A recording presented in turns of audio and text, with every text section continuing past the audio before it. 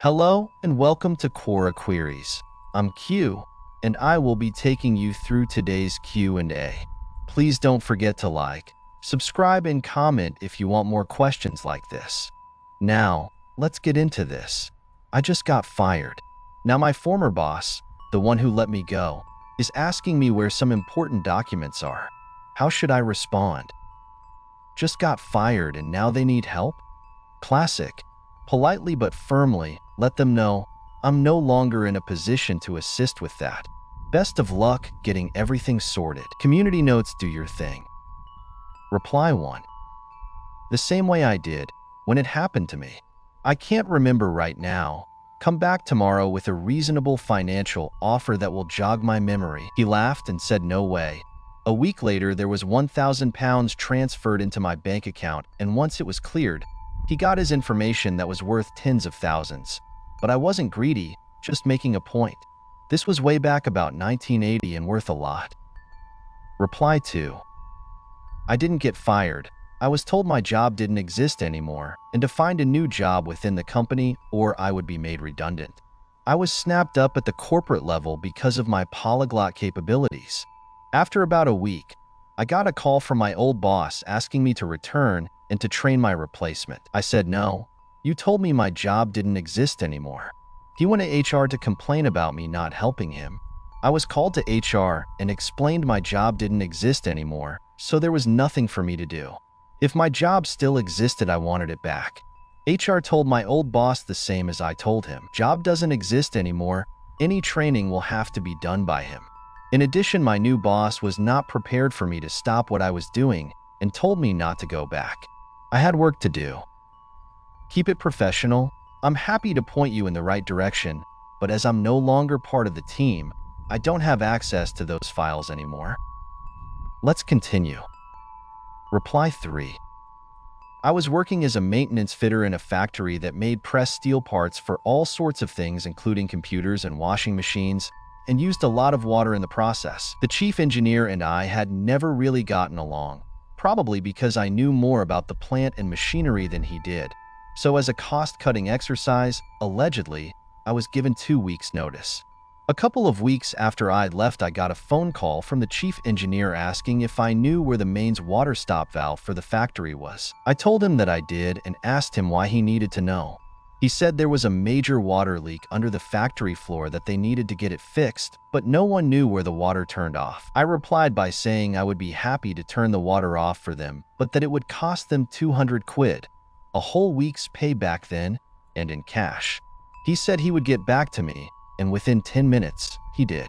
I showed the chief engineer where the main valve was. He never would have found it, and pocketed my 200. It's a really good idea to keep some things to yourself. You never know when the information might come in handy.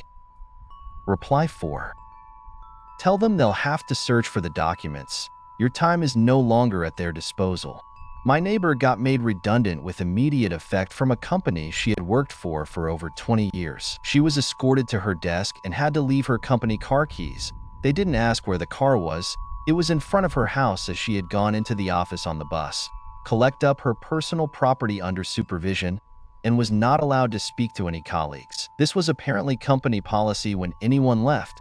She wasn't fired for any reason. They just said that she was no longer needed because of restructuring, and she got a redundancy payment. A couple of months later, they came back to her. Firstly, they wanted her to return her company car, which they had forgotten all about. She said, "You've got the keys. You come and get it if you want it.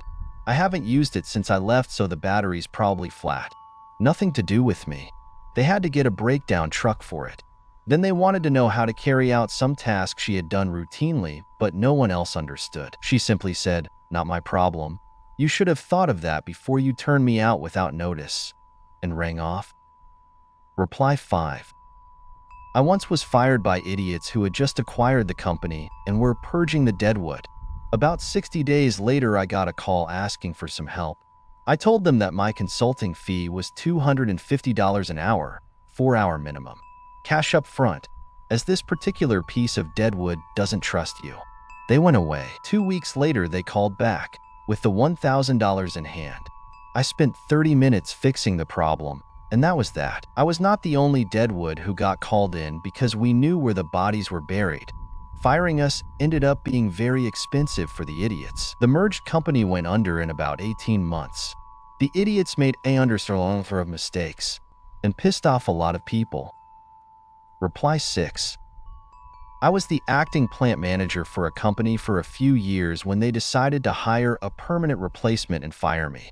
They called asking for all kinds of things for months afterwards. I never once gave them any information. Sometimes I'd just laugh and hang up. Sometimes I was rude. They went out of business within the year. If the request feels unreasonable or even a bit too personal, since my employment ended, I recommend contacting the appropriate person who can assist you further and hang up. Reply 7. You have two choices. You have the legal right to ignore them if you want. The minute you were terminated is when all responsibility to that company ends. The other thing you can try is telling them you will help with their problem as a consultant. Then name your own price to act as a consultant. If they agree to the wages and other considerations you might want, then tell them to have their legal department.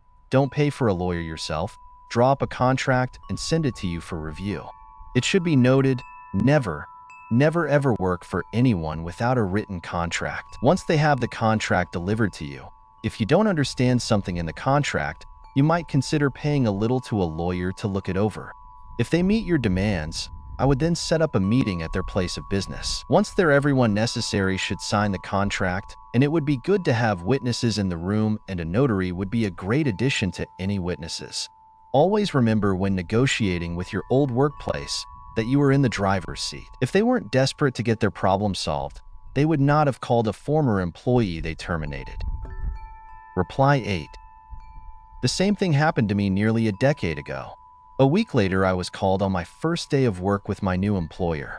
I politely responded by telling them that I would be able to help them at the price of my consulting fee of $40 an hour, 2-hour minimum, as I would have to take a day off from my new job without pay. That was the last time I've ever spoken to anyone at that place.